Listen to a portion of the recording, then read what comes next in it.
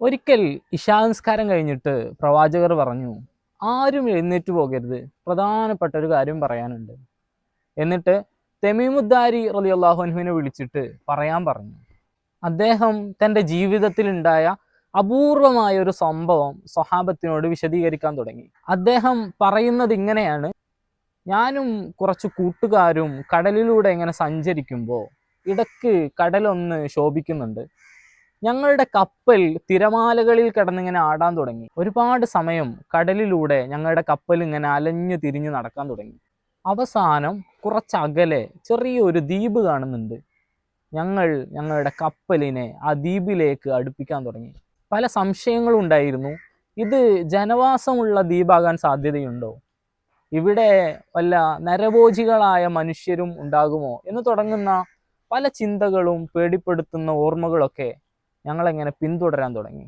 അങ്ങനെ കപ്പൽ ഞങ്ങൾ കരക്കടുപ്പിച്ച് ദ്വീപിലേക്ക് ഇറങ്ങിയ സമയത്ത് അവിടെ ആരെയും കാണാനൊന്നുമില്ല. ഞങ്ങളെല്ലാവരും ഇറങ്ങിയിട്ട് ദ്വീപിൽ ഇങ്ങനെ നടക്കാൻ തുടങ്ങി. ആ സമയത്താണ് വികൃതമായ ഒരു ജീവിയെ ഞങ്ങൾ കണ്ടുമുട്ടുന്നത്. ശരീരം മുഴുവനും രോമം കൊണ്ട് പൊതിഞ്ഞ ഒരു ജീവി. ഒറ്റ നോട്ടത്തിൽ തന്നെ പേടിപ്പെടുത്തുന്ന ആ ജീവി ഞങ്ങളുടെ അടുത്തേക്ക് വന്നു. ഞങ്ങൾ ചോദിച്ചു, നിങ്ങൾ ആരാണ്? അയാൾ പറഞ്ഞു, എൻ്റെ പേര് ജസ്സാസ എന്നാണ്. ഞാൻ ഈ ദ്വീപിൽ വസിക്കുന്ന ഒരു വ്യക്തിയാണ്. ഇനി എന്നെക്കുറിച്ച് കൂടുതൽ അറിയാൻ താല്പര്യമുണ്ടെങ്കിൽ ആ ഗുഹയിൽ എൻ്റെ യജമാനനുണ്ട്, അദ്ദേഹത്തോട് പോയി സംസാരിച്ചാൽ മതി. അദ്ദേഹം നിങ്ങളോട് സംസാരിക്കുന്നതിൽ ഏറെ തൽപരനായിരിക്കും. ഞങ്ങൾ കുറച്ച് ഭയത്തോടെയും കൗതുകത്തോടെയും ജസ്സാസ കാണിച്ചു തന്ന ആ ഗുഹയിലേക്ക് പതുക്കെ കടന്നു ചെന്നു. അപ്പോഴും ഞങ്ങളുടെ ഉള്ളിൽ ഭയമുണ്ട്, പേടിയുണ്ട്. ആരായിരിക്കും അതിൻ്റെ ഉള്ളിൽ ഉണ്ടാകുക എന്ന ഒരുപാട് ചിന്തകളുണ്ട്. അങ്ങനെ ഞങ്ങൾ ആ ഗുഹയിലേക്ക് കടന്നു ചെന്നപ്പോൾ അവിടെ വലിയ ഒരാൾ ഇരിക്കുന്നുണ്ട്. ഒറ്റ നോട്ടത്തിൽ തന്നെ പേടിപ്പെടുത്തുന്ന ഒരു രൂപമാണ് അദ്ദേഹത്തിനുള്ളത്. ഞങ്ങൾ അദ്ദേഹത്തോട് ചോദിച്ചു, നിങ്ങൾ ആരാണെന്ന്.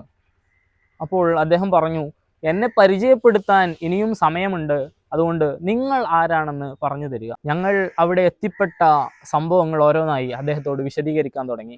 കടലിൽ ഞങ്ങളുടെ കപ്പൽ കാറ്റിൽ അലഞ്ഞു തിരിഞ്ഞ് നടന്നതും അവസാനം ഇവിടെ എത്തിച്ചേർന്നത് വരെ അദ്ദേഹത്തോട് പറഞ്ഞപ്പോൾ അദ്ദേഹം ചോദിച്ചു, ഇപ്പോൾ ബൈസാനിലെ ഈത്തപ്പനത്തോട്ടങ്ങൾ കായ്ക്കുന്നുണ്ടോ എന്ന്. ഞങ്ങൾ പറഞ്ഞു, അതെ, ബൈസാനിലെ ഈത്തപ്പനത്തോട്ടങ്ങൾ ഇപ്പോഴും കായ്ക്കുന്നുണ്ട്. അദ്ദേഹം അടുത്ത ചോദ്യം ചോദിച്ചു, തൊബരിയ തടാകത്തിൽ ഇപ്പോൾ വെള്ളമുണ്ടോ?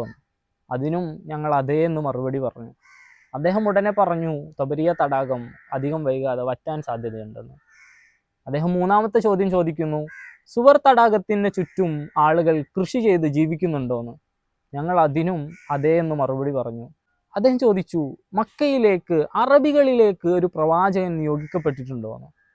അപ്പോഴും ഞങ്ങൾ അതേ എന്ന് പറഞ്ഞപ്പോൾ അദ്ദേഹം പറഞ്ഞു, എന്നാൽ ഇനി എനിക്ക് ഇറങ്ങാൻ അധിക സമയമൊന്നുമില്ല, എൻ്റെ സമയം അടുത്തിട്ടുണ്ട്. അപ്പോൾ ഞങ്ങൾ അദ്ദേഹത്തോട് ചോദിച്ചു, അല്ല, നിങ്ങൾ ആരാണ്? ആ സമയത്ത് അയാൾ ഞങ്ങളോട് പറഞ്ഞു, ഞാൻ അവസാന നാളിൽ ഇറങ്ങുന്ന മസീഹു ദജ്ജാലാണെന്ന്. തമീമുദ്ദാരിയുടെ വിശദീകരണം കഴിഞ്ഞപ്പോൾ പ്രവാചകർ സ്വല്ലല്ലാഹു അലൈഹി വസല്ലമ തങ്ങൾ സ്വഹാബത്തിനോട് ചോദിച്ചു, ഞാൻ നിങ്ങളോട് മുമ്പ് പറഞ്ഞു തന്ന അടയാളങ്ങളെല്ലാം അദ്ദേഹത്തിനില്ലേ എന്ന്. അവരെല്ലാവരും ഒരേ സ്വരത്തിൽ തലയാട്ടുകയായിരുന്നു. പ്രവാചകർ സ്വല്ലല്ലാഹു അലൈഹി വസല്ലമ തങ്ങളോട് ഒരിക്കൽ സ്വഹാബത്ത് ചോദിക്കുന്നുണ്ട്, നബിയെ, ദജ്ജാൽ എത്ര കാലമാണ് ഭൂമിയിൽ ജീവിക്കുക എന്ന്. തങ്ങൾ പറഞ്ഞു, ദജ്ജാൽ 40 ദിവസമേ ഭൂമിയിൽ ജീവിക്കുകയുള്ളൂ. കൂടെ തങ്ങൾ കൂട്ടിച്ചേർക്കുന്നുണ്ട്, അദ്ദേഹം ജീവിക്കുന്ന ആദ്യത്തെ ദിവസത്തിന് ഒരു വർഷത്തെ ദൈർഘ്യം ഉണ്ടാകും, പിന്നീടുള്ള അടുത്ത ദിവസത്തിന് ഒരു മാസത്തെ ദൈർഘ്യവും, പിന്നെ ഒരു ആഴ്ചയുടെ ദൈർഘ്യവും, ബാക്കിയുള്ള ദിവസങ്ങൾ സാധാ ദിവസങ്ങളെ പോലെയുമാണെന്ന് പ്രവാചകർ പഠിപ്പിച്ചപ്പോൾ ഇടയിൽ കയറിയിട്ട് ഒരു സഹാബി ചോദിച്ചു, നബിയെ, ആ ഒരു വർഷത്തെ ദൈർഘ്യമുള്ള ദിവസത്തിൽ ഞങ്ങൾ എങ്ങനെയാണ് നിസ്കരിക്കേണ്ടതെന്ന്.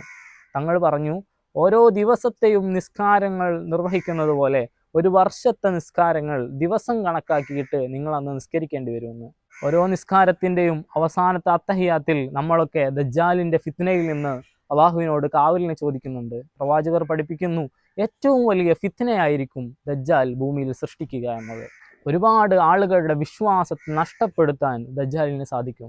അദ്ദേഹം വരണ്ട ഭൂമിയിലേക്ക് മഴ പെയ്യിപ്പിക്കുകയും വരണ്ടുണങ്ങിയ ഭൂമിയിൽ ഫലഭൂഷ്ടമായി വിളകൾ വിളഞ്ഞു നിൽക്കുന്ന പച്ചപ്പ് നിറഞ്ഞ മണ്ണാക്കിയിട്ട് മാറ്റാനൊക്കെ അദ്ദേഹത്തിന് കഴിയും. അതിശക്തമായ പട്ടിണി ജനങ്ങളെ വരിഞ്ഞു മുറുക്കുന്ന കാലത്ത് ഒരു മലയോളം റൊട്ടിയും മാംസവും ഒക്കെ കൊണ്ടുവന്നിട്ട് ജനങ്ങളെ വഴിതെറ്റിക്കാനുള്ള എല്ലാ വഴികളും ദജ്ജാൽ സ്വീകരിക്കുമെന്ന് പ്രവാചകർ സല്ലല്ലാഹു അലൈഹി വസല്ലമ തങ്ങൾ പഠിപ്പിക്കുന്നുണ്ട്. ഞാനാണ് ദൈവമെന്ന് ഇറങ്ങി വന്ന് പറയുകയും ആളുകളെ കൊന്ന ശേഷം വീണ്ടും പുനർജനിപ്പിക്കാൻ കഴിയുകയും ചെയ്യുന്ന ഒരാളായിട്ട് പ്രവാചകർ സല്ലല്ലാഹു അലൈഹി വസല്ലമ തങ്ങൾ ദജ്ജാലിനെ നമ്മളോട് പരിചയപ്പെടുത്തുന്നുണ്ട്. അവസാനം പ്രവാചകർ സല്ലല്ലാഹു അലൈഹി വസല്ലമ തങ്ങൾ പഠിപ്പിക്കുന്നുണ്ട്, ഏറ്റവും വലിയ ഫിത്നയായ ദജ്ജാലിൻ്റെ ഫിത്നയിൽ നിന്ന് രക്ഷപ്പെടാൻ സൂറത്തുൽ കഹ്ഫിലെ ആദ്യത്തെ 10 ആയത്തുകൾ മനഃപ്പാടമാക്കിയാൽ മതിയെന്ന്.